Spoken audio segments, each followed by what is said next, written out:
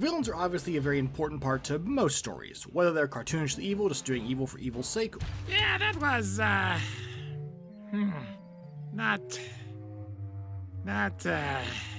good. Or they have legitimate reasons behind the crimes they're committing. A lot like the Stellaron Hunters from Honkia Star Rail, one of the driving forces behind the entire plotline of Honkia Star Rail by jumpstarting the trash panda that is the Trailblazer. And while they aren't the main villains or really even antagonists from the perspective of the Trailblazer, the rest of the universe does see them as villains, and for good reason. Because each member individually have committed terrible crimes such as, but not limited to, mass murder, theft, assault and battery, fraud, escape from prison, psychological abuse, vigilantism, and of course, terrorism in some way, shape, or form. And I think we can all agree that those are pretty bad. And that's not even half of Kafka's rap sheet. That's not even touching on Silverwolf, who regularly hacks the IPC, or Sam, who has the term Moondicide on her rap sheet, meaning to kill a planet. Now there are a bunch of different types of villains all throughout media. You've got your tyrants, your forces of nature, your corrupted good guys, and so many more. But the Stellaron Hunters happen to fall into one of my favorite types, those that do the wrong things for the right reasons. The only issue with these types of villains is that it can be really hard to determine just how the world around you is going to respond to your actions when their impact is so great that it can affect multiple planets. But in the case of the Stellaron Hunters, thanks to their leader Elio, who can see and predict the future, they know exactly what is going to happen in response to their actions, given that the members are able to memorize and perfectly follow the scripts that Elio gives them. And hopefully, if they commit enough crimes against humanity, they can push the universe towards a slightly better ending, which is their goal, by the way. So let's take a look at the weird family that is the Stellaron Hunters and see how they transfer over into D&D. Oh, and apparently YouTube is doing something where views aren't counting if you don't engage with the content. I don't know how real that is, but go ahead and like the video and tell me what your favorite group from Star Rail or ZZZ or whatever game you want to see next. Just go ahead and tell me in the comments, and if you can't think of a new one, just tell me what your favorite character in Star Rail is. All units, target spotting! Target spotting! Stick to the plan, shoot on sight! I repeat, shoot on sight! Don't be afraid. Listen to me. Wasn't it you who invited me?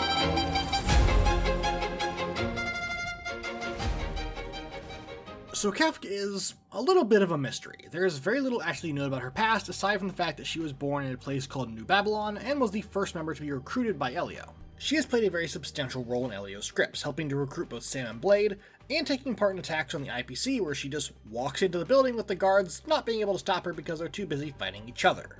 And of course, as we see during the very beginning of this game, her and another member, Silverwolf, attract the Antimatter Legion to attack the Herta space station as a distraction so they can steal a Stellaron and shove it in the Trailblazer's chest like a new car battery. Which obviously works because they knew it would work, or at the very least they trusted Elio enough to know that he knew it would work. And from here on, whenever we see Kafka, which isn't all that often, she's doing something to help the Trailblazer. Like while on the Lao Fu, when she goes out of her way to cause trouble that the Trailblazer can solve in order to form an alliance between the Lao Fu and the Express. Which ends up with them being gifted the Jade Abacus of Allying Oaths, which could be used to summon them to help the Express. Which thankfully has not yet been used thanks to Buto talking Danhong out of using it on Penacony.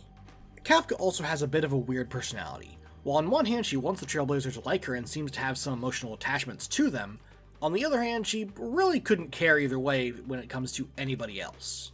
And sure, Kafka teases the other members, calls Blade Bladey, and so on, but for the most part, Kafka has little to no care for life and death thanks to her upbringing on however you say her planet's name. If that's a silent P, then it's Tarugus 5, I think. Either way, this is a planet where apparently fear does not exist. But on top of all this, Kafka is dramatic. She sees herself as an actress, simply playing out a part in Elio's plan for the universe. And to make sure she plays her role well, or maybe simply because of her nature, Kafka is extremely adept at both deception and manipulation, with her intentions never being quite clear for any onlookers to see. On the other side though, it is unclear how much of Kafka's personality is really her. If she lacks fear, she might also be lacking other emotions, and for all we know, her entire persona could be fabricated. But because we don't know that for sure, I'm not going to take it into account here. And that is about all we know about Kafka, aside from her having a penchant for collecting coats, stolen or otherwise.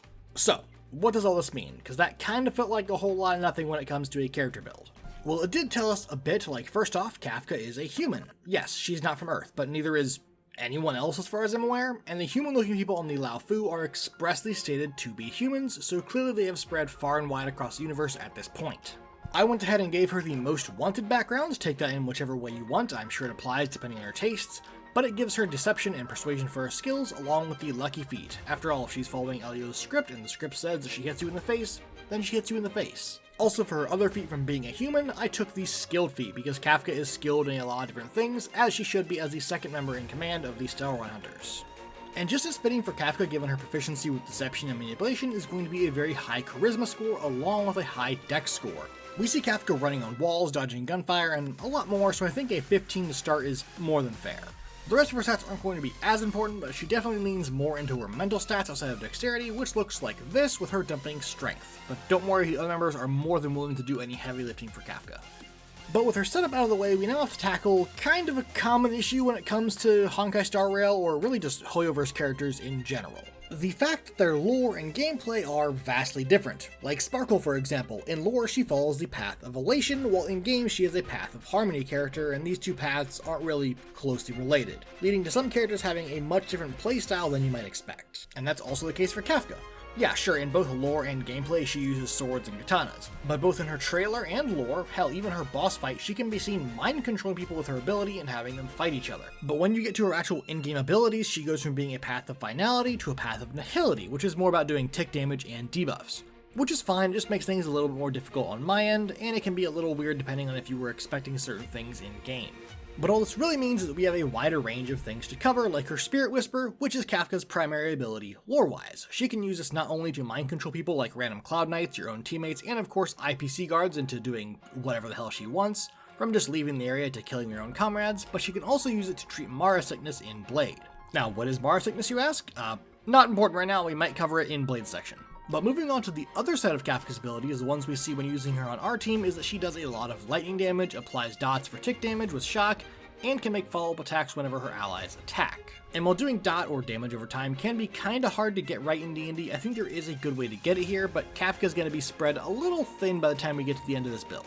So, with all that, lightning damage, AoE, DOT, mind control, gun, and sword play on top of her penchant for lying, stealing, and stylish coats, what does that mean for the most wanted member of the Stellaron Hunters, who, by the way, has a bounty of over 10 billion IPC credits? And while yes, a rogue start is tempting here, I think a bard is a better fit for Kafka. Not only because it will get her Spirit Whisper in a bit, but also comes with a lot of skills, spells, and lets her play the violin. And most importantly for Kafka, at least for me, is that bards can cover her Spirit Whispers like I mentioned with the College of Spirits Bard. And even more than that, Bardic Inspiration could easily be reflavored as her pushing her team or whoever she needs to in a fight in the right direction of the script to keep things on track. But real quick, back to her Spirit Whisper ability. Whenever we see her using it, she's mostly using it to cause chaos on the battlefield, usually having her enemies turn on each other. So this means she's going to need a lot of mental effects, and the College of Whispers Bard comes with that in two features. Words of Terror that can cause a target to be afraid of either you or someone else of your choice for up to an hour, or until they get attacked, which isn't really good for combat, but if you just need someone to leave you alone, it's great. Or if you want to start planting seeds of doubt in a team, it is a great fit. Oh, and she also gets Psychic Blades here, doing 2d6 damage whenever Kafka hits an attack. But more importantly for her Spirit Whisper are going to be the spells Kafka gets from being a bard, since the level 6 feature, Mantle of Whispers, is, well, a little out of place here. It's more about disguising yourself as somebody by straight up stealing their shadow and using that to change your appearance. And as far as I know, that's not really a tool Kafka has, or at least one she uses. But I could see it being reflavored as her tricking people into thinking she's an ally, but that might be a little bit of a stretch. What's not a stretch though are the bard spells she gets here that really lean heavily into the Spirit Whisper, spells like Calm Motions, Phantasmal Force, Crown of Madness, Hypnotic Pattern, and most importantly for Kafka, Charm Monster and Dominate Person. And come on, what villain with a spell hasn't instantly targeted your biggest, dumbest brick of a party member and forced them to turn on their allies? But if Kafka needs something that lasts a little bit longer, she has access to both Gias and Modify Memory to clear her tracks and leave as small of a trace as possible. And given that a few of these spells are level 5 spells, that puts Kafka at least level 9 of Bard. But because she needs a few more things, like Destructive Wave for her ult, she's going to hit level 10 to get magical secrets. She's also going to use this to grab Call Lightning, another great use for ult, and a lightning spell that can hit every turn at the cost of only one spell slot.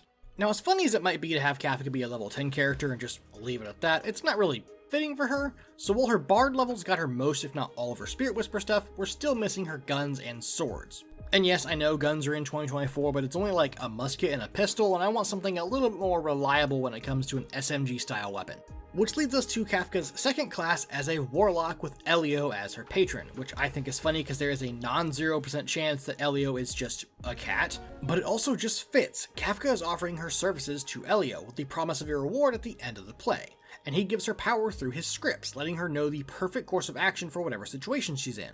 So no matter how bad things might seem, Kafka's always in control. And while that is part of the reason I made Kafka a warlock here, there are two other reasons. One of them being that her subclass gets her a little bit more Spirit Whisper stuff, with the 2014 version of the Archfey patron having the Fey Presence feature, letting her easily charm a group of creatures all at once. But what Kafka is really here for are the invocations for turning her Eldritch Blast into an SMG, with Agonizing Blast for extra damage on the 4 bullets she'll be firing off by the end of the build. If you want more range, you can take Eldritch Spear. If you want to push enemies away, you can take Repelling Blast, but really you just need the extra damage one. Invocations are also going to cover a little bit of her sword stuff with Pack of the Blade and Thirsting Blade for extra attack, and of course to make sure Kafka is both harder to hit thanks to the scripts, and also so she doesn't drop her Spirit Whisper spells, she is going to take Armor of Shadows and Eldritch Mind. Oh, and one more real quick aside for her Warlock spells, Kafka is going to take Witch Bolt, which is now a bonus action to deal the free 1d12 lightning damage every turn, even if the damage still doesn't scale with the original casted level of the spell. But really, outside of a few spells in the ASIs/feats we haven't touched on yet, that's kinda it for Kafka's Warlock levels. But she still isn't quite done.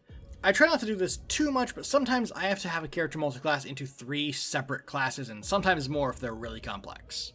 And Kafka is going to be one of them, partially for some peace of mind, but also to make sure she is as good at lying and also not being discovered that she's lying as possible. And as a little bonus, she's going to get one more DOT thing from this class, because multiple of her in-game abilities add more DOT onto the pile if they already have some. And this is going to come from a quick 3-level dip into Rogue for more expertise, Sneak Attack for the DOT, and her subclass of the Mastermind Rogue, letting Kafka give the help action as a bonus action. And correct me if I'm wrong, which I might be, but I think that covers most of our bases. She's got Lightning, she's got her SMG through Eldritch Blast, her sword through Invocations, her Spirit Whisper ability through her Bard and Warlock stuff on top of a ton of spells. On top of that, she has stuff like her Lucky Feet, letting her tilt any encounter she's in more in the direction she needs for the script. She can pile onto that with Bardic Inspiration and the bonus action Help action thanks to being a Mastermind, and just having a high Charisma score thanks to maxing it out with feats like Warcaster and Elemental Adept Lightning. And lastly, a split ASI for Charisma and Dexterity. Now, Kafka might not be the strongest member of the Stellaron Hunters, that title goes to either Sam or Blade, but she is by far the most dangerous, with her ability to infiltrate and turn even the most loyal followers against their leader, so just hope you never appear in one of her scripts. Sooner or later, the curtain has to fall. As for the ending, wanna take a guess?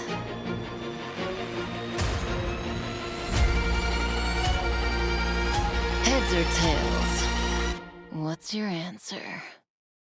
And real quick before we go on to the next character, I do just want to say a quick thank you to my patrons. You guys keep these videos going with your support, and if you do want to support the channel past just subscribing, you can do that there where you can get these sheets for just $1. But if you're less interested in the character sheets and would rather have some cool emotes that you can use here during the live streams or in your comments, we have just recently opened up our YouTube membership. We've got some cool badges and emotes here made by our social media person Mouse, who you may have seen in our server. It's just another way of supporting the channel if you aren't as interested in the actual sheets for these builds. But with that out of the way, there is just one more thing I want to talk about real quick before we get back to the builds. The universe of Honkia Star Rail is absolutely massive, and it's perfect if you want to run like a Spelljammer or Starfinder game, jumping from planet to planet, maybe having some mini arcs between them, stuff like that, which is incidentally exactly what I'm doing in my own home game. But that just means there's so many opportunities for weird stuff you can do. Right now my players are stuck on a planet that is completely tidally locked, but recently they also went to a planet that is almost entirely desert. It had a bunch of weird monsters, mostly sand crabs now that I think about it, a bunch of dangerous lost technology that may or may not have caused the planet to turn to a giant desert in the first place, and of course you can't have any giant desert without a bunch of desert bandits. And it wasn't until I looked back at this planet, after the party left unfortunately, that I realized I could have used a bunch of stuff from the Scorched Basin for it. And if you haven't heard of it already, the Scorched Basin is a system-agnostic campaign setting that you can either run standalone or plop it down into your own world. And being system-agnostic means that it does not matter what game you're running. It can be D&D, it can be Pathfinder, it can be Lancer, Daggerheart, whatever you want. And I'm really not kidding when I say this would have helped me a bunch with that planet. It has unique factions and desert biomes, battle maps, 3D printable models, which really wouldn't have helped me in my case because I'm running a game online, but still. It also has custom soundtracks, and all the NPCs are voiced by your favorite creators in the D&D community. Even Metal and I are in it. Oh, and I should probably mention it comes with a bunch of new mechanical stuff too. Alchemy, movement, and combat rules for land vehicles, and an entirely new magic system.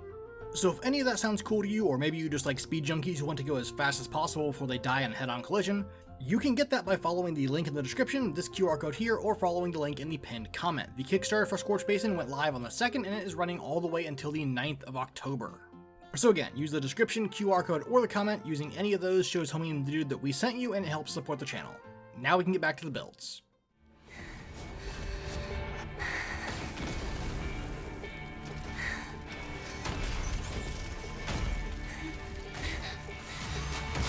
Unfortunately, I was also born a weapon.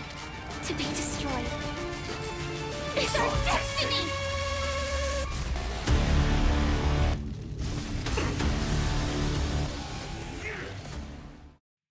So Firefly is one of the most anticipated characters in Star Rail that I can remember. Now, I haven't really been playing a whole lot recently. I've kind of been busy, so much so that I haven't even gotten to the new planet yet. But Firefly, or Sam, is still one of my personal favorite characters, along with Fu and Stella. Also, the music during her boss fight,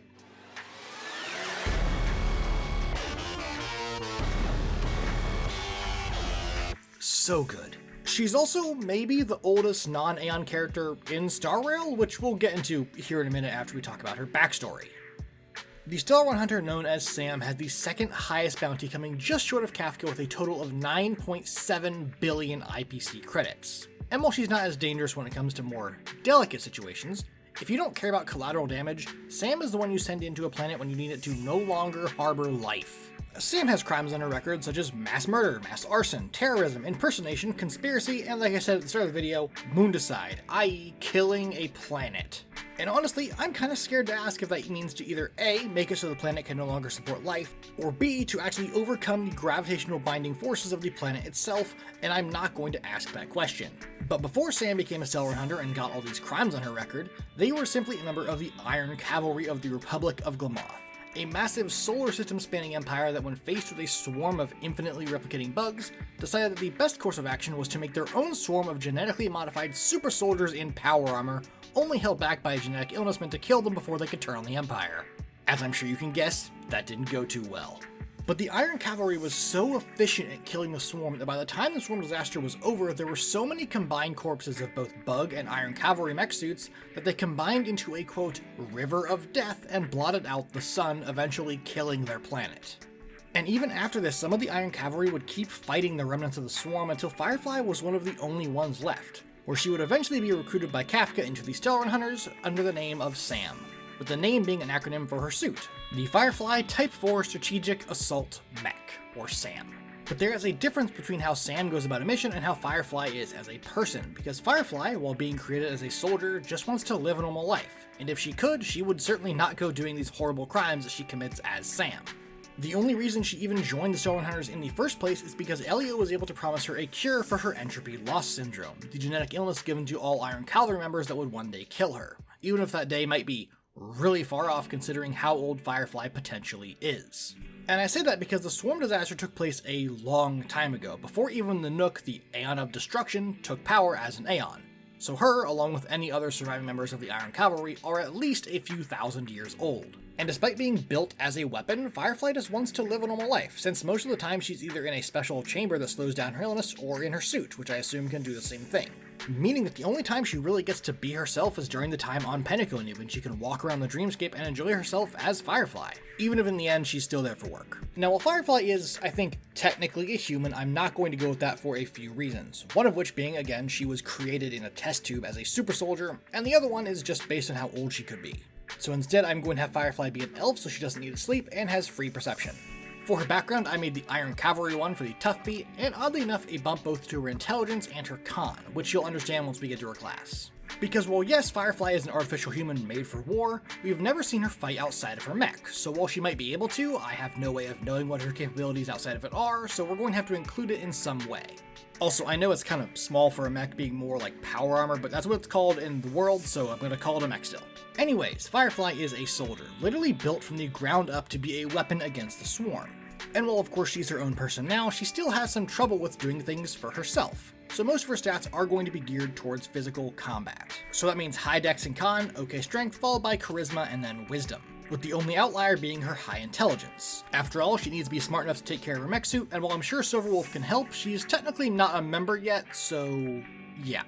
Now, like I said, everything we see from Firefly combat-wise is while she's in her mech suit, and outside of a giant, actually cursed magical mech suit, yes, that is an item in D&D, look it up, and the only real way to get a big suit of power armor that's going to let you punch things in the face is by going with the Guardian model power armor from the Armor Artificer subclass, which comes with both a set of Thunder Gauntlets dealing 1d of thunder damage that I'm sure you can change to fire if you ask your DM nicely enough, and a defensive field to get some extra temp HP. And those combined with the spells that the subclass gives make it a great upfront AC tank. Oh, and if your DM doesn't let you change the damage of your Thunder Gauntlets to fire damage, don't worry about that, just take Green Flame Blade and we'll cover the rest later. By the end of this build, she's going to be hitting pretty hard with all of her spells and infusions. But before we get too deep into this part, let's cover her training for actually being a soldier, since I really doubt she went right into the mech suit without any form of training.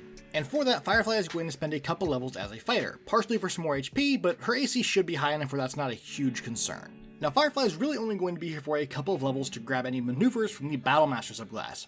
Mostly menacing attack because she would much rather scare her enemies off if she doesn't need to kill them, brace to be even tankier, and sweeping attack because why not? She's also going to grab her first feat here, which is going to be the dual wielder feat. This is another character kind of like Miyabi who is honestly better off not dual wielding, so I don't really plan to use this. But before she heads back to Artificer, she gets one more thing which I think is pretty cool. Now we can kind of see the heads-up display inside Firefly's suit here, and it looks like it shows information based on her target, which for me screams the Student of War feature, letting her learn a couple things about whoever she's fighting so she knows if they're a threat or not. But I think that's enough of the fighter. She's not getting a lot stronger here outside of the bump to her dex and just, I guess, a bonus to her proficiency, so we're going to go back to Artificer to make sure she can actually hit like the truck she's supposed to. And first things first, to cover some more of her fire stuff, she is going to grab Gift of the Chromatic Dragon at level 4, taking fire obviously, along with some spells like Thunder Wave and Shatter once she hits level 5. Oh, and of course, because what kind of totally not a Power Ranger slash Kamen Rider would she be without Disguise Self, so she can easily swap between Sam and Firefly whenever she wants. Okay, so at this point I think it's pretty clear that Firefly is going to go real deep into Artificer, so let's just skip the fanfare and get to the important stuff here. Starting off with her suit's firepower and fire powers, which she once used to grill meat on its lowest setting.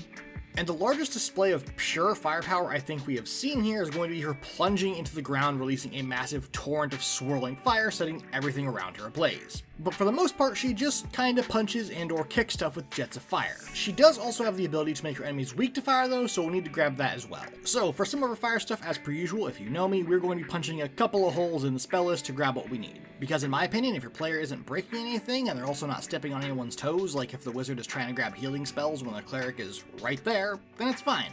Even more so if they can give a fun reason for it. So we're going to grab a couple of fire spells that aren't normally available to the Artificer, like the second level spells Flame Blade and Scorching Ray, the third level spell Fireball, and of course going back to first level with the Searing Smite spell. And lastly for her gigantic Pillar of Flame, Flame Strike.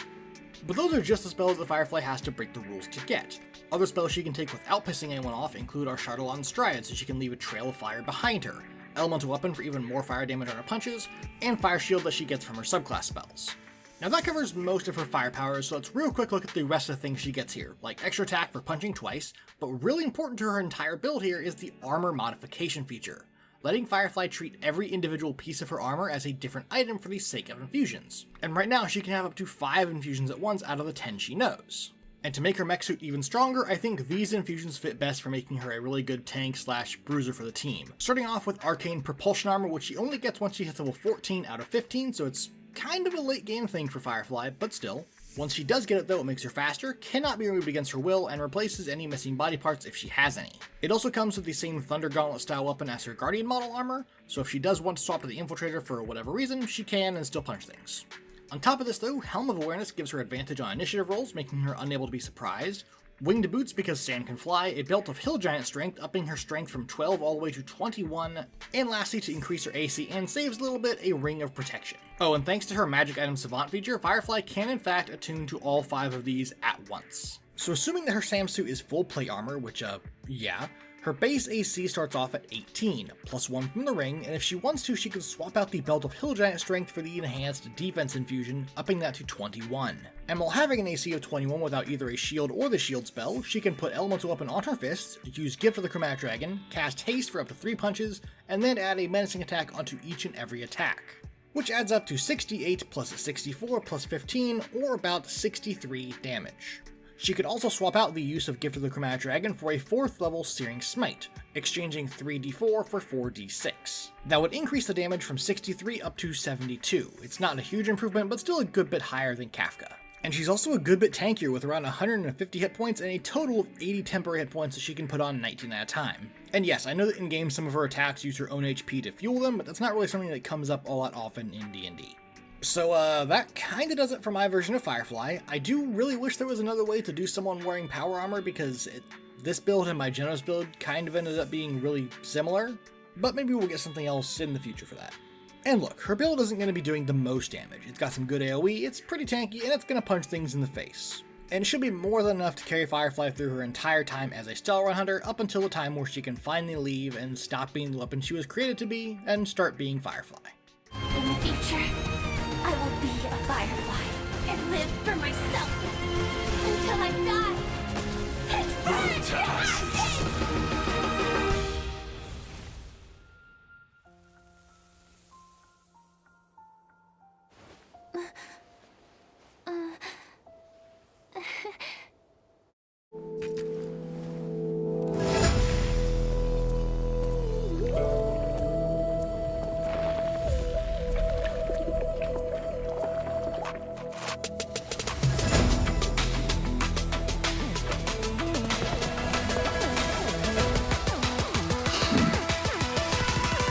My sword will be the last thing you see.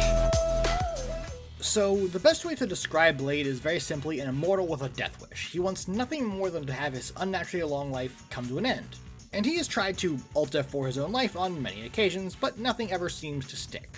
Which of course is why he is a member of the Stellaron Hunters in the first place, as Elio promised him an end to his eternal suffering so he could finally rest. Now, much like his companions, Blade has a pretty large bounty on his head of around 8.13 billion credits, and has committed crimes such as treason, brainwashing, espionage, jailbreak, inciting a riot, mass murder, and heresy. But also much like them, Blade wasn't always like this. He used to be a man by the name of Yang Xing and was a well-known member of the High Cloud Quintet, along with the Express's very own Dong Feng before he became Dong Heng. But unlike the others, he wasn't from the Alliance, having been rescued and taken in as an apprentice when his homeworld was ravaged by monsters of the Abundance. And because of this, much like a lot of members of the Alliance, he hated the Abundance and the monsters that it created. And in a pretty cruel twist of fate, the flesh of an Emanator of Abundance was used to save Yang Xing's life, turning him into an immortal man who was unfortunately struck with Mara.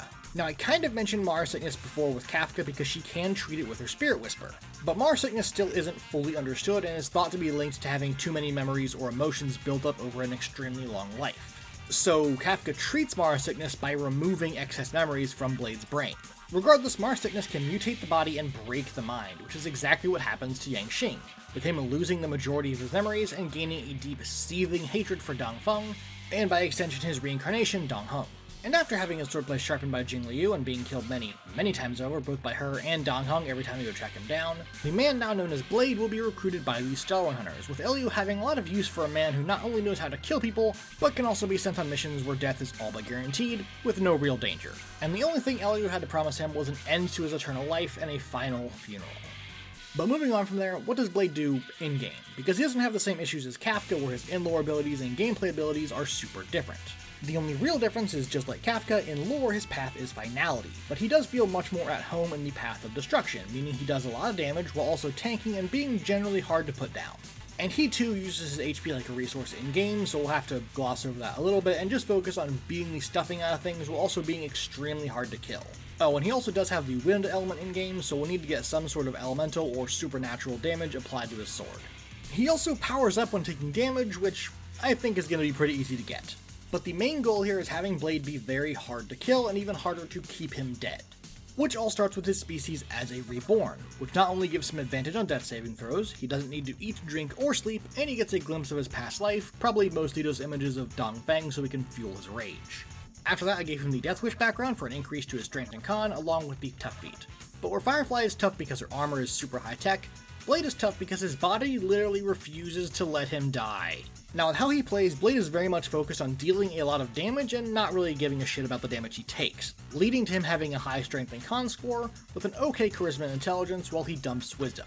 Again, Blade kinda has a one-track mind, that track being killing Dong Heng as quickly as possible and then dying himself. And really, if you want to be hard to kill, the best class for that is going to be the Barbarian. Their rage meaning that he takes half damage and deals extra damage with his own melee attacks. And Reckless Attack is honestly perfect for Blade. He doesn't care if you stab him through the chest as long as he also hits you. And while that's all nice and good, there is an even tankier Barbarian subclass that will truly make Blade into the man who is literally too angry to die. And if you don't know already, that is the path of the Zealot, making Blade a free revive, so no 300 plus gold diamond to revive him thanks to Warrior of the Gods. But this also gives him Divine Fury for some extra damage on his attacks once per turn. And don't worry, I hear you, being able to be brought back from the dead means that you still had to die in the first place. So to make sure that this doesn't happen and Blade gets his undying nature, he is going to blitz through the rest of his Barbarian levels all the way to level 14 of the Path of Zealot Barbarian for Rage Beyond Death. Which does what it says in the label. If Blade is raging, he cannot die. Being at 0 hit points doesn't knock him unconscious, and while he is still making death saving throws, he has advantage on those, and even if he fails all of his dex saves, he doesn't die until his rage ends and he's below 0 hit points. And thanks to Persistent Rage, Blade now has 10 minutes to get his HP above 0 before he dies. Plus, nothing is stopping Blade from chaining 5 rages together for almost an hour of holding death by the scruff like a cat. But that does still leave a little to go, because technically Blade's undying nature comes from his body constantly regenerating, so he needs a little bit of self-healing. Part of which is going to come from the Durable feat, letting Blade heal as a bonus action by expending some of his hit die, which are d12s right now, so that's pretty good. But the other part of it is going to come from his second class, the Paladin. And yeah, that might sound a bit weird, but Blade has dedicated his life to death, not only his own, but also to the murder of one specific person. And if that doesn't sound like the Oath of Vengeance to you, then I don't know what does. And while I know that Blade can't cast any of his Paladin spells while raging, you should also know that I really don't like the new Smite rules, and I use the old 2014 version with just the caveat that it is a once per turn ability. That way it can't be cheesed for like a 2-level dip in a fighter for extra attack, and suddenly you're hitting for 4 smites in a turn, and things get out of hand real quick that way.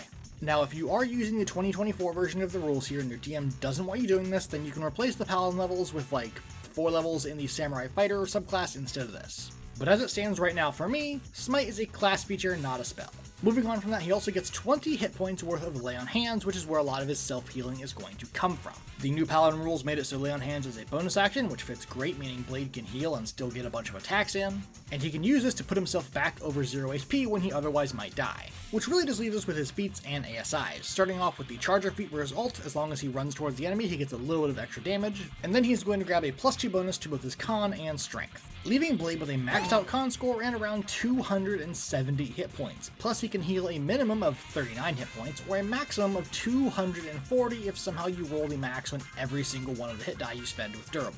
And on top of this ridiculous amount of self-healing, Blade's damage isn't anything to laugh at.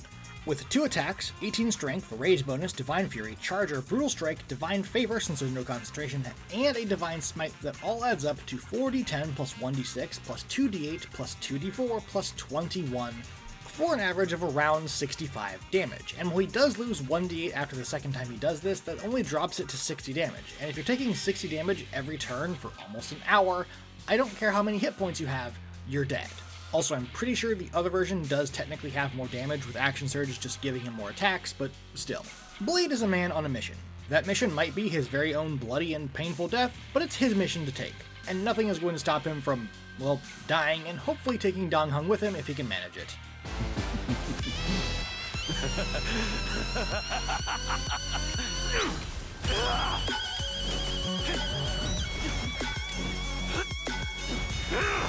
Until your sin is cleansed, my vengeance will pursue you.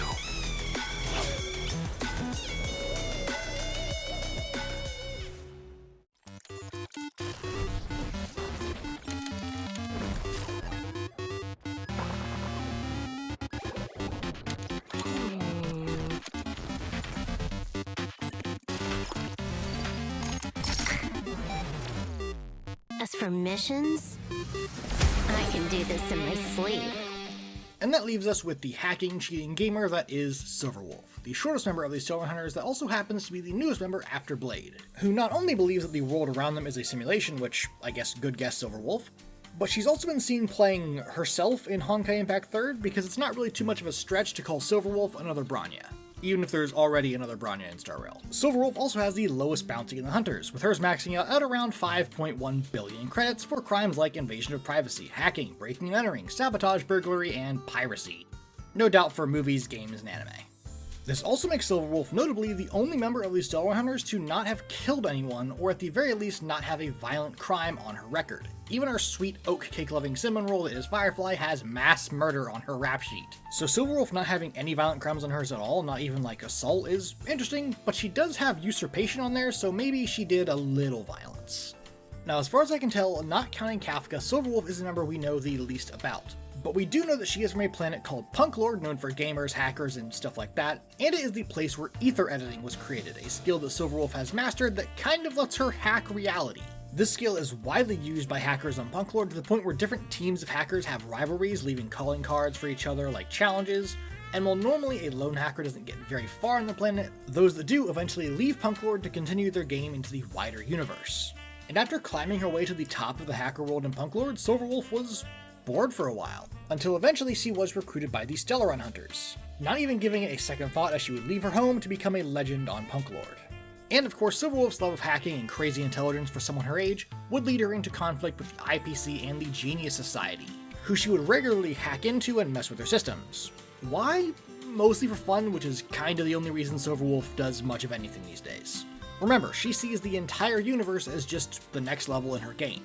Now, as for what Silverwolf does with these abilities outside of messing with Herta and getting all of her gaming accounts banned or deleted, she uses her skill for ether editing to literally rewrite reality around herself while she fights, creating hard-like constructs, either a blaster or a sword, or just dropping pixels on things. In game, she uses these abilities to force enemies to have certain weaknesses that they wouldn't normally have, along with lowering defenses in general and making it easier for her team to actually deal big damage numbers. Silverwolf is much less about dealing damage herself and more setting up her team, providing support, and so on, but she can fight on her own if she needs to. After all, while she might not be wanted for any violent crimes, she is able to defend herself from the Antimatter Legion just fine.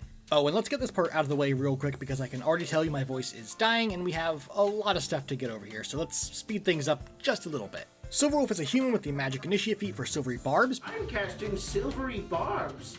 What? Because of course she would take that spell, and Mind Sliver for one of her cantrips. I also of course made a custom background called the Aether Hacker for the Lucky Feat and Arcana skills, along with an increase to her intelligence and dexterity, which given what we know about her are going to be her big stats with a 17 in intelligence and a 15 in dex to start, with charisma and con following after that, and then wisdom and strength. So here's the thing. With how most of Silverwolf's abilities work, it wasn't all that hard to get them with spells alone. So the real challenge here comes from copying her ether editing abilities and getting the right levels for her spells, along with a bit of melee stuff for good measure. So while I know it might seem a little out of place, Silverwolf is actually going to start off as an Eldritch Knight, letting her replace one of her 2 attacks with a cantrip thanks to the War Magic feature. I also may have done this purely for Action Surge because she is aware of when you have the game in fast forward.